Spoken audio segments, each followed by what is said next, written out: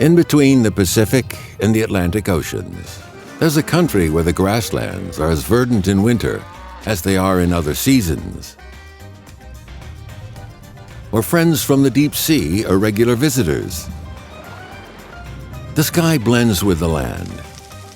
Heritage meets modern life. And passionate people live their lives to the fullest. This is the land of abundance. This is Argentina, a place blessed with nature's bounty.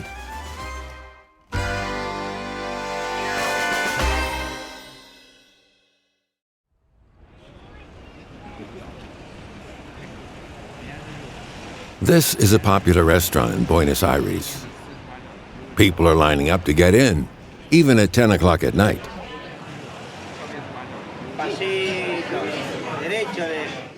They're all here for the beef.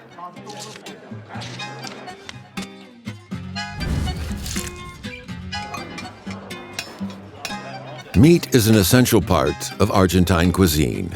During peak periods, Argentines consume an average of 100 kilograms of beef per year, much more than any other country.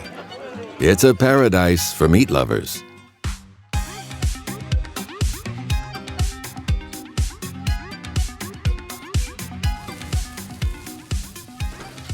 Beef is served everywhere, from barbecues at fairs to family meals.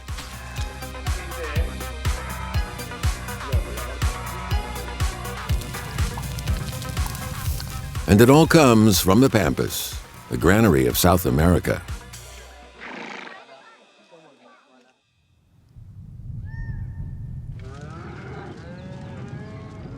Located in the Middle East of Argentina and covering more than 600,000 square kilometers of land, the Pampas is one of the most fertile lands in the world. The climate here is temperate.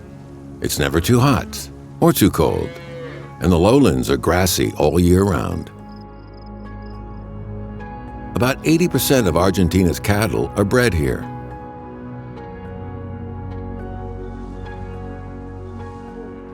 Marcos Casarino owns more than 1,000 cattle that graze all over the central area of the Pampas. Like all other ranchers here, he raises cattle that are an improved breed of Angus. Since the Spanish brought cattle to this land, Argentina has continuously brought in different breeds from the United Kingdom, the Netherlands, and Brazil. But in the end, this small-sized cattle won out. Here, every cattle has its own personal space. Fundamental acá el campo con los animales y aparte puedes tener más de una vaca por hectárea en estos campos. Marcos rents this land for about 200,000 yuan per hectare. Even though it's a lot more expensive than other places, it's still a good deal for him. The favorable climate and soil here means that he only needs 3 workers to manage his ranch of more than 900 hectares.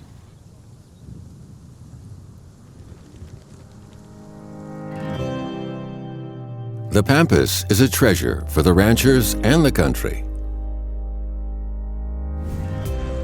At the end of the 19th century, the rapid development of animal husbandry and exports of livestock boosted economic growth in Argentina, making it the 8th largest economy in the world. Though animal husbandry accounts for a decreasing proportion of national production today, there are still more than 53 million cattle in Argentina, 20% more than the human population. Another key link in the cattle-raising chain takes place outside the ranch. Every 2 months, Marcos brings in sire cattle. The brochure displays the top sires rated at an agricultural exhibition, showing their breed, weight, height, and other information.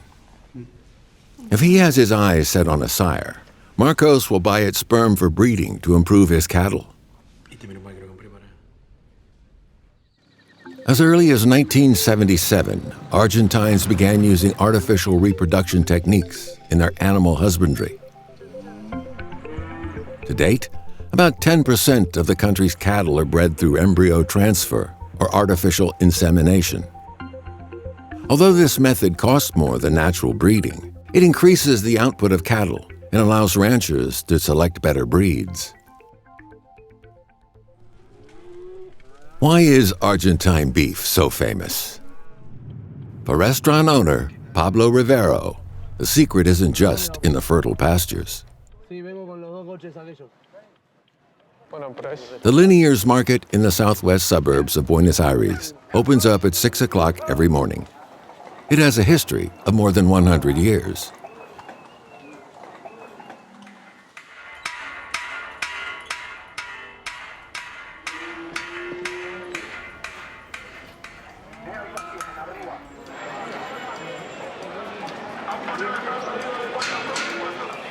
It's the largest cattle market in Argentina.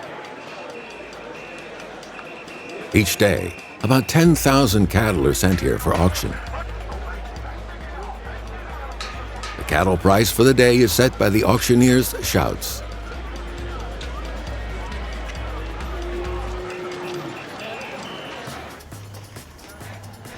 Pablo doesn't need to take part in the action.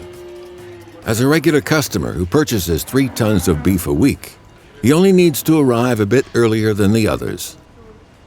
Es un remate público. Nosotros llegamos antes y compramos antes de que vaya al remate público. For Argentines, grilling is the best way to cook beef. Good chefs know how to bring out the best flavor through precisely controlling the heat.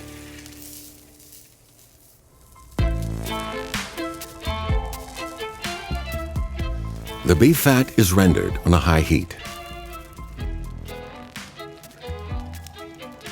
And the steak is turned only once at just the right moment. The thick-cut beef gives off a strong barbecue aroma while not losing any of its juiciness. A pinch of salt brings out the most authentic taste of the beef.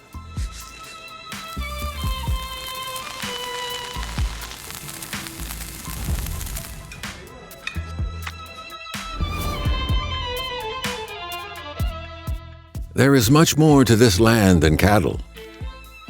Since the 20th century, food demand in Europe has been growing significantly, expanding Argentina's market. On the Pampas, beans and corn are another source of exports. In the Northwest, there is a large-scale production of oranges and lemons on the loose soil. In the red soil of the Northeast, a plant is grown that can always leave Argentines feeling refreshed.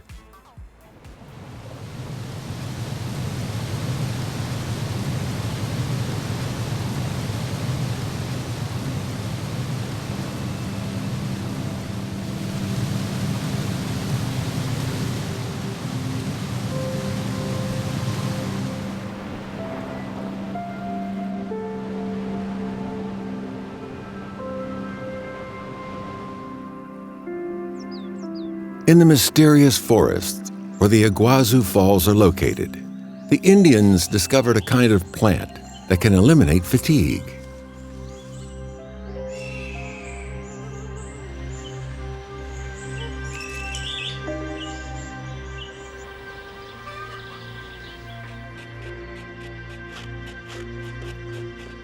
They used gourds as containers to hold the plant's crushed leaves and poured in hot water to brew the tea. This is the earliest form of yerba mate tea, which quickly became popular among Argentines.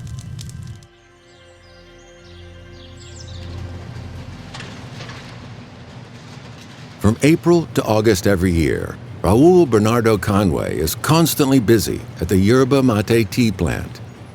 It's the harvesting season of yerba mate. The factory is located in Misiones province. Its high temperature, humidity, and mineral-rich soil make it one of the main yerba mate production regions. Yerba mate can grow up to 20 meters tall. Its height has been reduced since its mass cultivation at the end of the 17th century for easier harvesting. The leaves and stems of yerba mate are harvested together.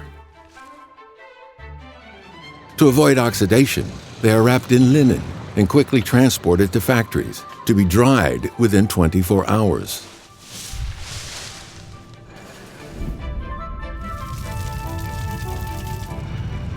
After being heated by fire, the leaves turn a golden green color. They are then crushed and wait to be brewed.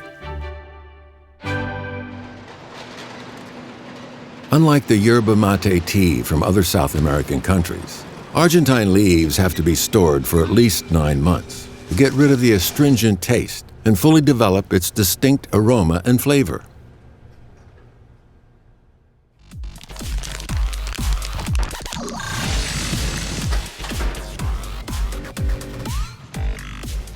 In 2016, Argentina produced more than half of the world's yerba mate tea, making it the largest producer, a trend that continues today. Aumentó mucho la producción también, pero hoy estamos en ese nivel de producción que tiene capacidad de aumentar un 25-30% más todavía.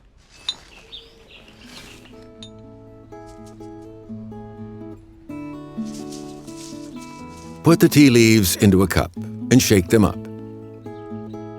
Insert a straw with a filter into the leaves. Fill the cup with a small amount of water at 80 degrees centigrade and refill when needed. This is how yerba mate tea is served. The most authentic way to drink it is sharing with someone else. Argentines have inherited their tea drinking habit from the Indians. The yerba mate tea is shared between lovers, family members, colleagues, and companions on the road. People love it because it gives them energy and a chance to share.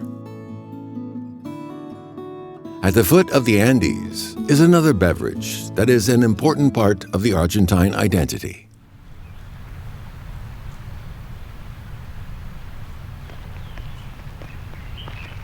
Cafayate is full of visitors, even on weekdays.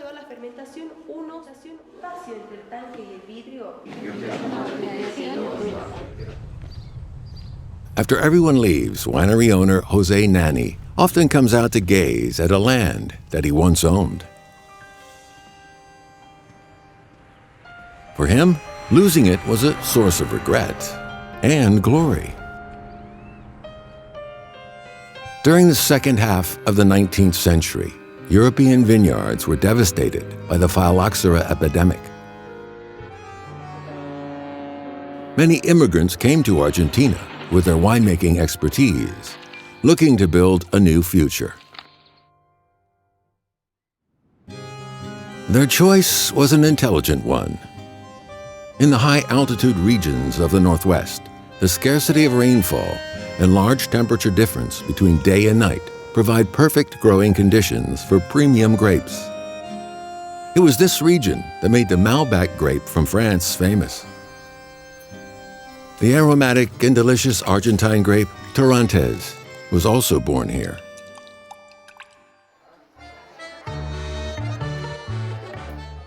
It was on this sacred land that Jose's family's wine business began to grow.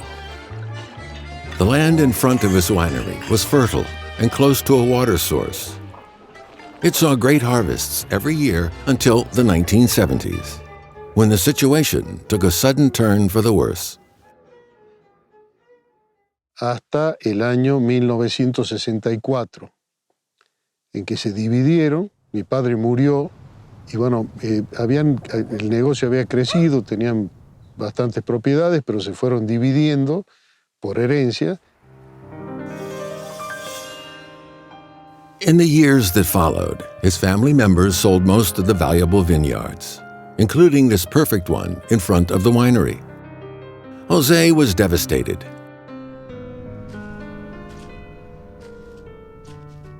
The only property left was an uncultivated land far from the city, which was prone to fierce winds and desertification.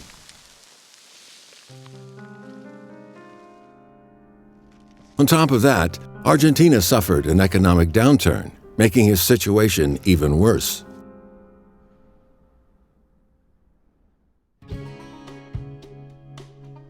But Jose did not switch to another business and was determined to make the best of what he had. When he decided not to focus on output, the results were surprising. The fierce winds, which had been a headache, suppressed the growth of fungus and promoted nutrient absorption, boosting the quality of the vines. After drip irrigation technology was brought in, organic cultivation became easier.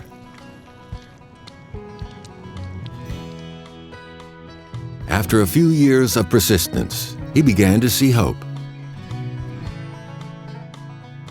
His innovation yielded good results in 1995. Jose made a strong wine, high in tannins, with the newly imported Tannat grape. The wine became a hit.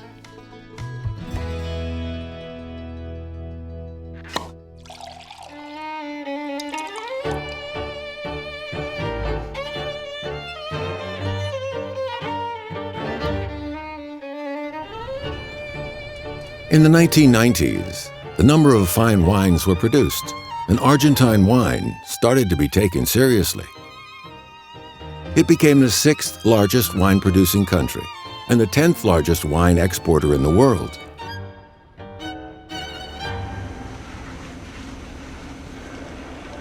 Today, Jose's family business continues to develop.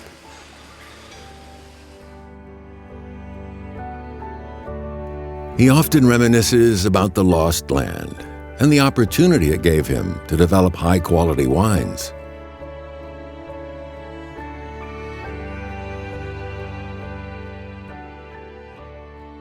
It was his perseverance and dedication to his work that eventually earned him success.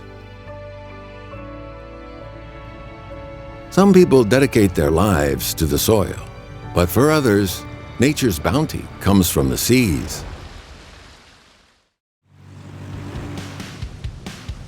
Puerto Madryn, in the east of Argentina, is the country's 3rd highest seafood producer. Today, a boat full of Argentine red shrimp is being unloaded.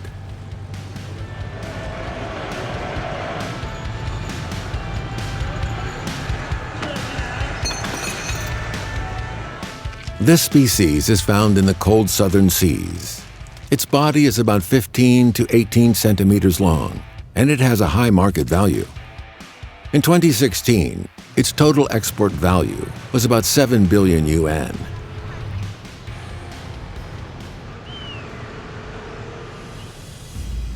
It's by no means the only sea creature that can be found in Argentina.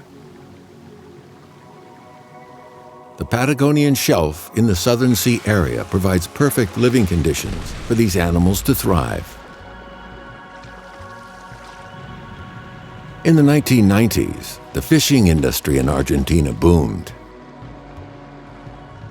In 2017, its total exports of sea products exceeded 14 billion yuan.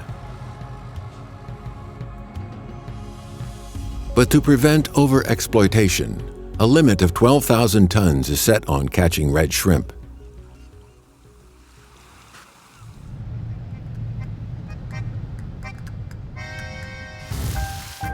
For Argentines, the best way to appreciate seafood is to bring out its most authentic taste.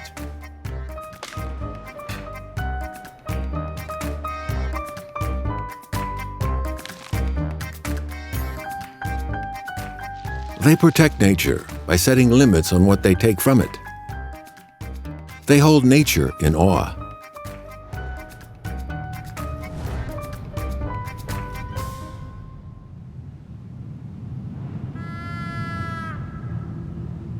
Argentines even have traditional ceremonies to express their gratitude to nature.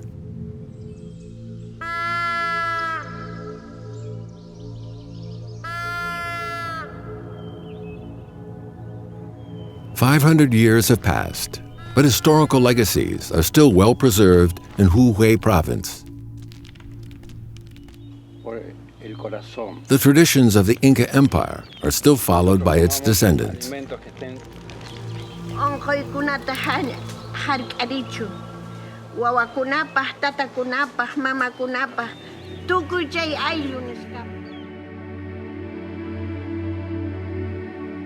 The name of this ceremony is Pachamama, which means Earth Mother. People take from nature and then offer fruits in gratitude for the protection of the mountains and earth.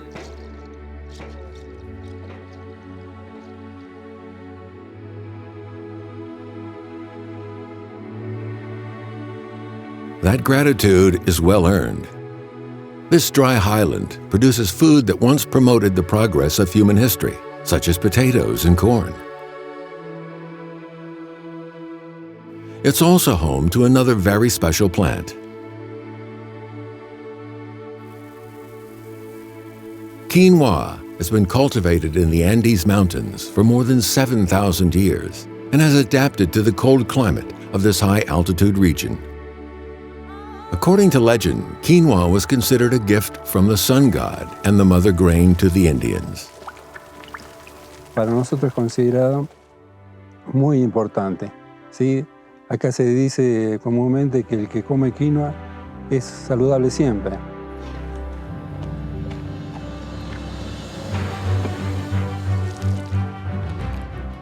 Quinoa was domesticated back in 3000 BC. After becoming an important staple of the local people, it soon became popular around the world.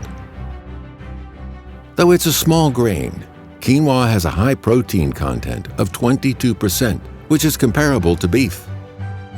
It's highly nutritious and effective in staving off hunger. Today, while the memories of the ancestors are long gone, the lives they created continue in quinoa. Every bite is a gift from nature and their ancestors.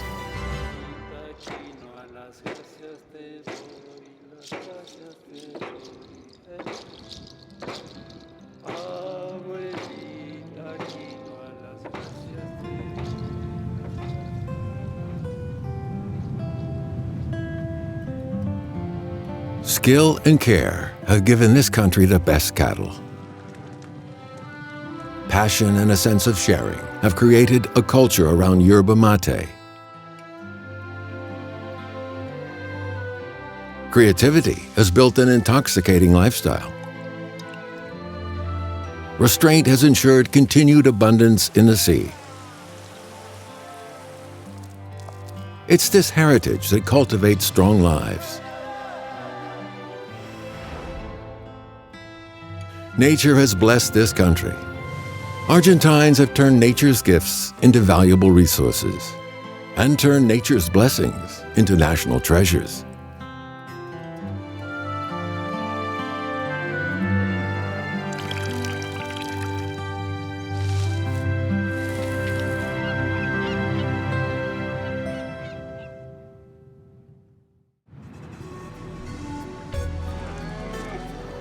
Argentina, with its diverse land, brings together people from different cultural backgrounds, fostering a sense of inclusion and openness among them.